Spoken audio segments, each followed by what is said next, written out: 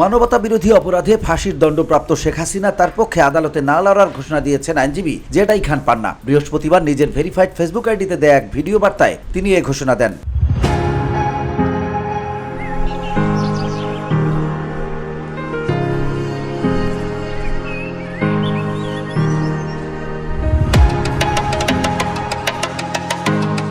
তার পোস্টটি দর্শকদের উদ্দেশ্যে হুবহু তুলে ধরা হলো। যে আদালতের উপর শেখ হাসিনার আস্থা নেই, সেই আদালতে আমি তার পক্ষে লড়াই করব না। আমি এই ভিডিও বার্তার মাধ্যমে বিষয়টি জানালাম। রাষ্ট্র আমাকে শেখ হাসিনার আইনজীবী হিসেবে যে নিয়োগ দিয়েছে তার ফরমাল চিঠি এখনো পাইনি। চিঠি পেলে আমি ফরমাল ওয়েতে পদত্যাগের বিষয়টি জানাবো। সম্প্রতি আমার বন্ধু অ্যাডভোকেট ফজলুর রহমানের বিরুদ্ধে আদালতে মামলা হয়েছে। আমি এই মামলায় তার পক্ষে লড়ব।